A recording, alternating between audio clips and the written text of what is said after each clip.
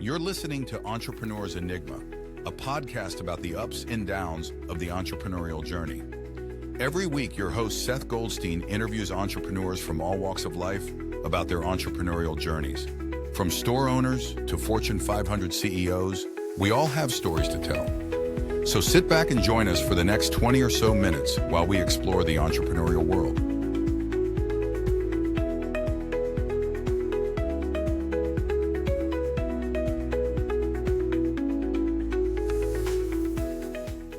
Hey everyone, welcome to another edition of the Entrepreneur's Enigma podcast. I'm your host as always, Seth, with Podcast Mastery and Goldstein Media. Got that all out in one breath. I'm shocked by that. And today I have Kira Hartley Klinger, who is the queen of Etsy, eBay. She's pretty much the American picker. But I mean, literally, Kira has done so much with vintage textiles. She's written a best-selling book series called Fabric Wars, and she finds rare fabrics and other rare oddities and fun knickknacks and fun stuff, and sells it. And she's amazing. It's really cool. And if you're watching the video, you can see how organized she is. But she admits took a while, which when you're collecting and selling and doing stuff on Etsy and eBay, I can see how it can become a cluster very easily. So organization's kind of key. She lives on a hobby farm, a historic farmhouse, with her husband, and she just is recovering from having summer camp with her 8 grandkids. Eight. A week-long summer camp with her grandparents. So that's pretty fun. That's awesome, on a farm in Ohio. That's awesome. So, Kira, welcome. How you doing today? Yeah, thanks, Seth. I'm doing great. I made it home from the grocery store with like 20 minutes to spare, got the cold stuff in the fridge, let the dogs out, and here we are. Yeah, exactly. And of course, I'm of the generation that everyone says, let the dogs out. I'm like, ooh. Yeah. Ooh, let the dogs out. Dogs out. Exactly. And we had to go there. Exactly. Hope we won't get a copyright strike for our poor rendition of that song. Right. Exactly. So, Kira, how does one get into finding valuable picking stuff? Like, how does one fall into this? And then create into a career? Accidentally. I've Really? been a side hustler since I was 18 years old. I married. Very cool. I married young, had kids young, wanted to be a stay-at-home mom as much as possible. So I was always finding things that I could do to make money, to help. Yeah. Dirt poor for a long time, always in debt, always behind on bills.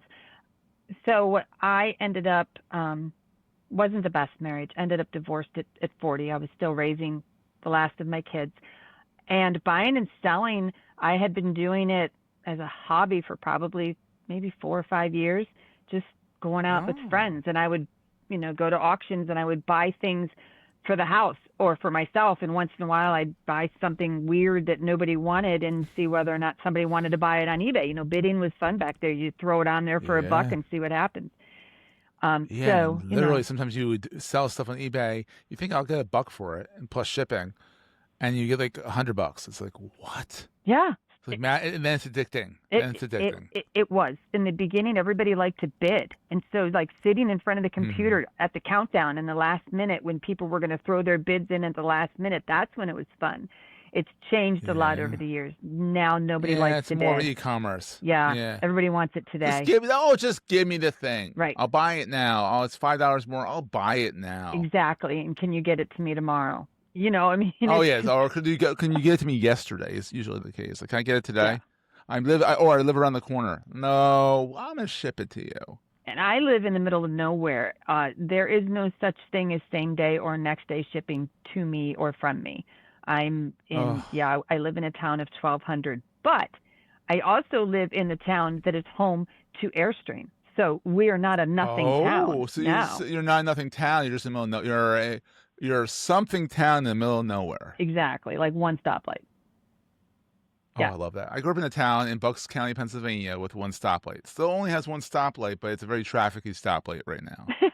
I think we upgraded to 2 when Airstream built their new Oh, plant, but we might that'll have do 2. it. Yeah. We might have 2 gas stations now too. It used to only be 1.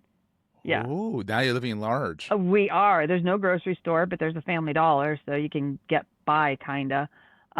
If you need real quick, we have Wawas out here. So. And that's the strangest name. We are starting to get Wawas, and I feel weird Oh, you even are? saying Yeah. it. Because you know why? Because you're in Ohio. They used Mhm. to not go west because Sheetz and Buc-ee's, and they had like a gentleman's deal that we're not going to go your way if you don't go our way. And they started going our way, so we're like, we're going to go your way. Because it's a Native American name. And it's Okay. a town. They're in Wawa, Pennsylvania. Oh, okay. And so they named it Wawa. And they're everywhere. I can go, I think I have 3 in my town. Wow. I have 3 Wawas in my town. Well, The best thing about Wawa, we're going to go off the rails a little bit here, but the best thing about Wawa is the food's actually half decent. So Brits are always like, you eat gas station food. I'm like, they make it for you. yeah, like Like it's like Buc-ee's, which I have not been to yet, but Ohio has one down in the Dayton area, about an hour away. Haven't been there yet, Yeah, I though. hear Buc-ee's is like off the hook. That's what I heard Like too. they have apparel. They have it's like a supermarket with a gas station. Yeah, people keep talking about their brisket. I'm like, brisket at a gas station? For real? Really? Yeah. Okay. I know, it's kind of weird. Anyhow, Yeah. so you wrote a book, a book series Yeah. about rare fabrics. Tell us a little bit about that.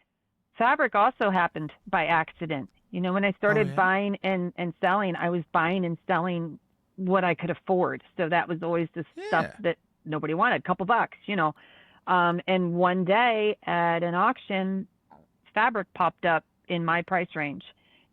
And I'm like, Nice. oh, okay, well, I'm game. Didn't know any. Fabric's not cheap. For those people who don't know, fabric ain't cheap. No, it's not. And and I could get boxes of it at the time. I was only paying a couple dollars for it. There wasn't a whole lot of competition, but I didn't know anything about fabric. I knew nothing. I did not grow up in a sewing family.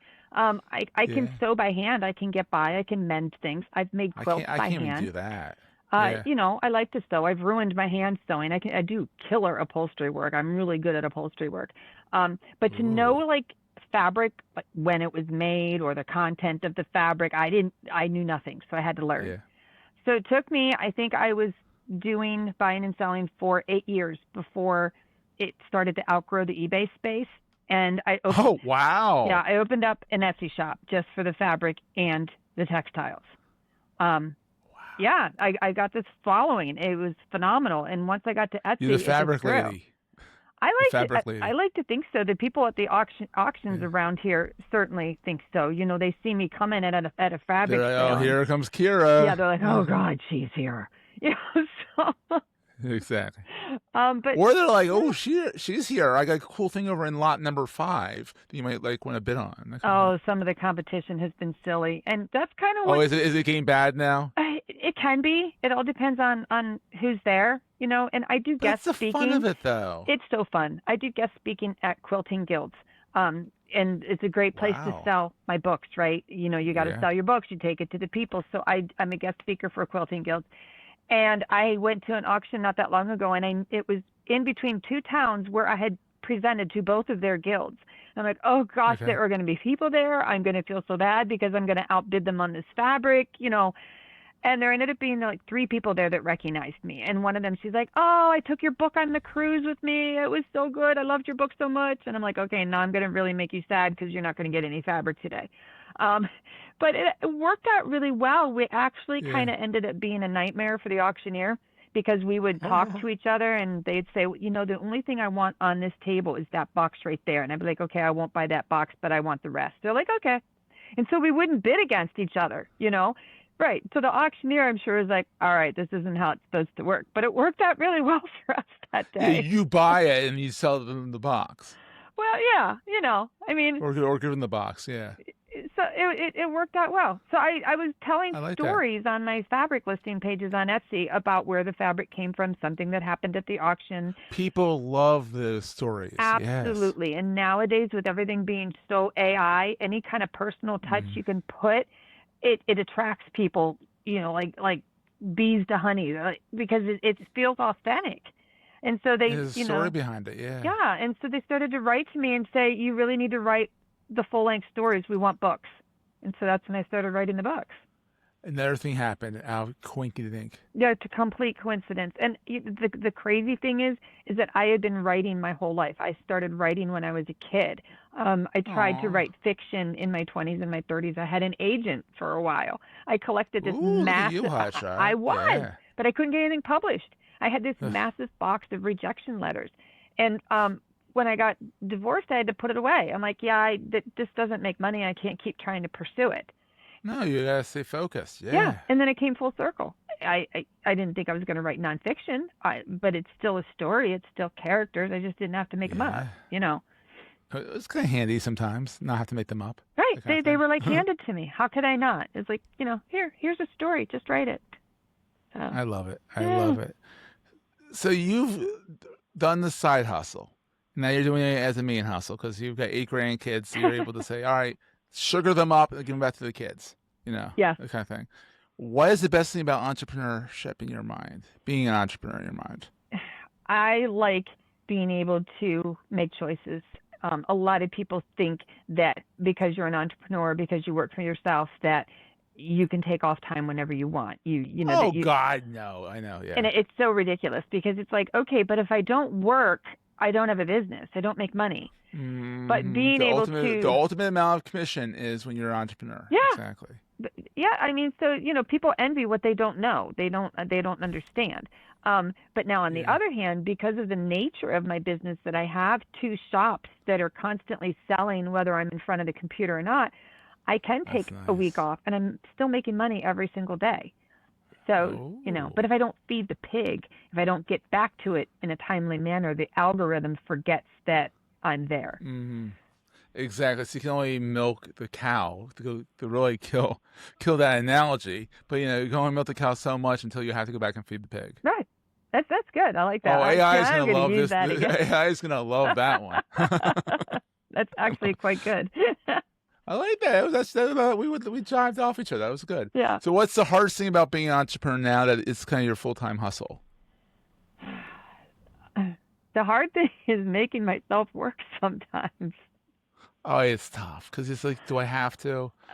The pig needs to be fed. Exactly. I have so many other hobbies. I have so many flower gardens. It's ridiculous. And so I love. Well, you have a big farm, so might as well you have to do something with it. Exactly. And we've got a bunch of animals, and I'd much rather be outside with the animals or outside in the gardens or going to the auctions. That's the best part. And I have not been to an auction in probably 3 months.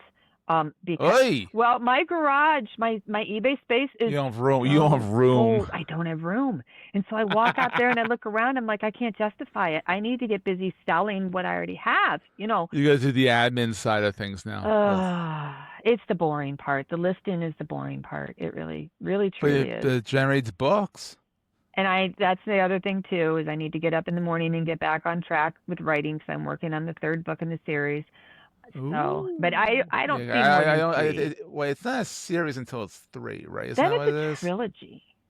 Oh, it's a trilogy. And that's what I'm shooting for. Series is 2, a trilogy is 3, and then it's like an epic if it goes beyond that. There you go. But yes, I'm not sure if that's true or not from his bullshitting, but we'll call it that. We'll call it that. We're giving AI a bunch today, but I just see that little box set. It's going to be adorable. I like that. Yeah. I think that, you have a vision for it. I do. I'm going to get there. And I have to say that the subtitle of my 3rd book is too good to not use.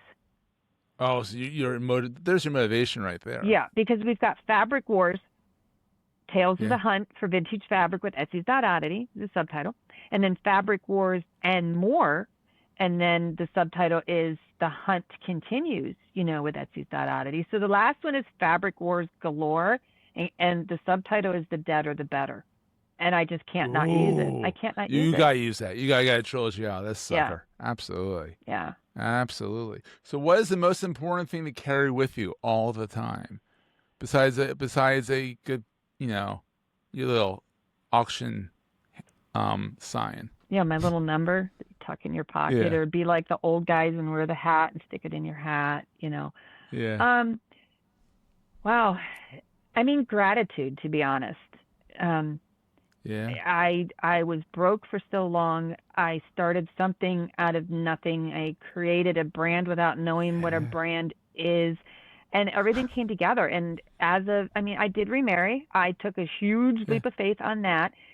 We both were Yeah. pretty straddled in debt when we got married 13 years ago. And as of 3 years ago, we're debt free. So, Woohoo! right? So there is a whole lot of gratitude that I carry for Yeah. being where we are right now and having the ability to make choices and doing things like having camp with the grandkids. I don't take that for granted. No, It's that's huge. fun. Yeah.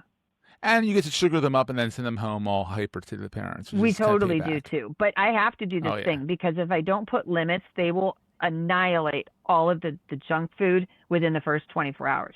So Oh yeah. You gotta just pay. You gotta pace yourselves, kids. Pace yeah, they yourselves. get one ice cream treat a day. So when I go to the grocery Oh store, I have to make wow. sure I have 56 ice cream treats. And then so everything is like You have a whole sold freezer out. just for that. We do. I just bought a new refrigerator and I bought a companion smaller refrigerator that has another Just for freezer summer in camp. it. And get this, they're turquoise. I like that. Oh, I bought a that's turquoise. cool. It I is like that. cool. It is cool. But I have to say that kids will be kids. And while I was Yeah. cleaning the camp bedrooms after they all Mm. left, I found an empty Hershey wrapper in the closet, and I found an empty, once sticky wrapper to an ice cream sandwich behind the chair. So somebody was Oh, sneaking. they thought they were being sneaky. Yeah. Like I'm not going to find it. Come on. We're gonna take a quick break, hear from our sponsors, and get right back to the show.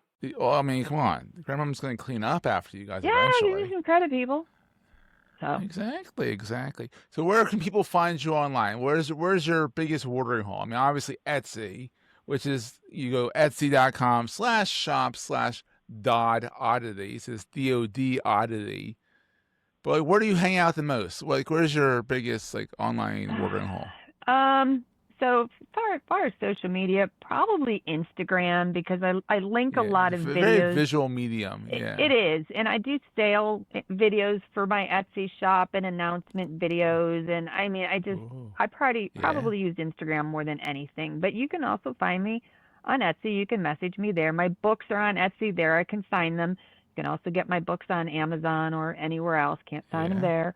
I do have LinkedIn. I try to be active. You're way Yeah. more active on LinkedIn than I am. Oh yeah, well, I'm in digital marketing, so kind of have to be there. Yeah, you have Kinda to be there. I'm Yeah. working on it. I'm working on building it You're up. working on it, but we'll have a link to the book on Amazon. We'll have a link to all this good stuff, including her eBay store, which is now relegated to her renovated garage because there's only so much space. No, I had to quit living with my junk. I had to be able to You close had my to office space it out. door and forget about work for the day because every time I turned a corner, I was seeing my stuff that needed sold. So now that Oh, that's anxiety inducing. Yeah. yeah. So now we're That's smart. separate but equal. I love it. I love it, my friend. Well, Kira, thank you so much for coming on this. I'm so glad we finally, if people only knew the turmoil we had to do to get this podcast up and running, but internet, family, all that stuff. We got it going. We're here. AirPods be damned. We got it going. We got it done. Absolutely. And we'll see everyone next week. That was a great show. If you're enjoying Entrepreneur's Enigma, please consider giving us a review in the podcast directory of your choice. Every review helps us reach new listeners. If you like Entrepreneur's Enigma, consider the other shows on the Marketing Podcast Network at marketingpodcast.net.